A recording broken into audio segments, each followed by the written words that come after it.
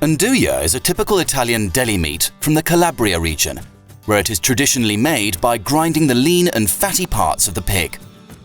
After salting, the meat is flavored with sweet bell pepper paste and made spicy with the addition of chili pepper before being stuffed and subsequently cured. Levoni reinterpreted the traditional product recipe, starting with a careful selection of meats from Italian pigs, for a spicy product with a soft and spreadable texture that is still easy to cut and portion.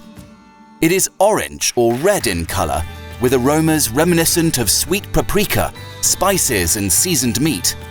On tasting, it gives an initial sweetness, accompanied by intense aromaticity.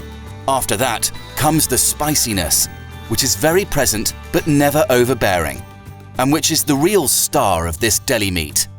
Levoni nduja stands out for its versatility. It expresses its full potential in any recipe, allowing any cook to unleash their full creativity. It can be used to flavor simple recipes such as canapés, bruschetta, and eggs, or is the star ingredient in more elaborate preparations such as hamburgers or bagels.